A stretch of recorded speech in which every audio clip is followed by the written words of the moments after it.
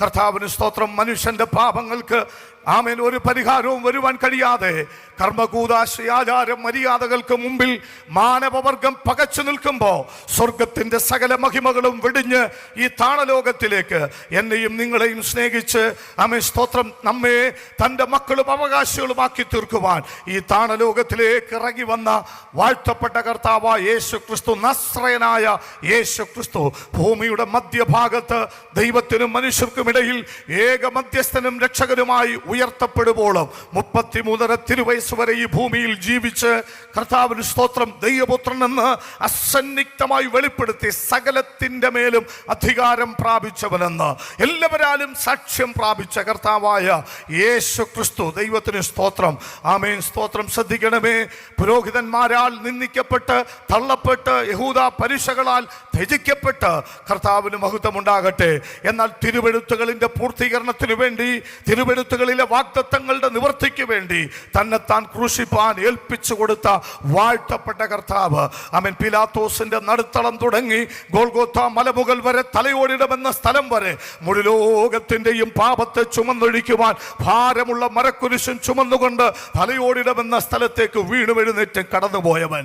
ആമേൻ. 3 ആണികളിൽ മേൽ തറയ്ക്കപ്പെട്ട് ആകാശത്തിനും ഭൂമിക്കും മധ്യേ ഉയർത്തപ്പെട്ട് വിശ്വസിക്കുന്നവർക്കും നിത്യജീവൻ നൽകി തന്റെ ദേഹമെന്ന തിരശീല ചിന്തിയിട്ട് ഒരു പുതുവഴി തുറന്ന് നിത്യജീവൻ സകല മനുഷ്യർക്കും ആമേൻ വിശ്വസിക്കുന്നവർക്ക് ദാനമായി നൽകിയിട്ട് സ്വർഗാരോഹണം ചെയ്ത് കല്ലറകളെ തുറന്ന് സ്വർഗാരോഹണം ചെയ്ത് പിതാവിന്റെ വലതുഭാഗത്ത് എനിക്കും നിങ്ങൾക്കും വേണ്ടി മധ്യസ്ഥ ചെയ്യുന്ന ആമേൻ സർവശക്തനായ കർത്താവ് പറഞ്ഞു, ഞാൻ പോകുന്നു, ഞാൻ പോയി വാസസ്ഥലം ഒരുക്കിയ ശേഷം ഞാൻ ഇരിക്കുന്ന ഇടത്ത് നിങ്ങളും ഇരിക്കേണ്ടതിന് ഞാൻ പിന്നെയും വന്ന് ചേർത്ത് കൊള്ളുമെന്ന് ആമേൻ നമ്മോട് വാഗ്ദത്തം ചെയ്ത അരുമ മണവാളനായ കർത്താവ് യേശു ക്രിസ്തുവിന് നിഴലായി ജോബിന് ഇവിടെ ഇരിക്കുമ്പോൾ വിശ്വസിച്ച് രക്ഷ പ്രാപിച്ച് നിത്യജീവന്റെ അവകാശികളായി വിശുദ്ധ ജീവിതം നയിച്ച് ഈ ഭൂമിയിൽ പാർക്കുന്ന ആമേൻ വിശുദ്ധ സഭയ്ക്ക് സാക്ഷിയായി വാത്സല്യ അക്സയും ഇരിക്കുമ്പോൾ ഇവർ ഇരുവരും ഒരുപോലെ ഇരിക്കുന്നത് പോലെ താമസമില്ല മധ്യാകാശത്തിൽ ഗംഭീര ധ്വനിയായ കാഹളം മുഴങ്ങുമ്പോൾ ആമേൻ കർത്താവിന്റെ ആ ഗംഭീര ധ്വനിയുടെ മുൻപിൽ പ്രാക്കളെ പോലെ വിശുദ്ധന്മാർ പറന്നുയരുന്നൊരു സുപ്രഭാതമുണ്ട്.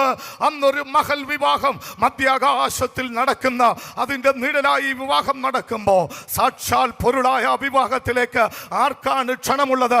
യേശുവിനെ സ്വന്തം രക്ഷിതാവും കർത്താവുമായി സ്വീകരിച്ച് വിശുദ്ധ ജീവിതം നയിച്ച് ഭൂമിയിൽ ഭക്തിയോടെ ജീവിക്കുന്ന ആമേൻ ധന്യരായവരെ ചേർക്കുവാൻ യേശു മണവാളൻ വരുന്നു. കരങ്ങളെ ഉയർത്തി പ്രത്യാശയോടെ നമുക്ക് സ്തുതിക്കാം.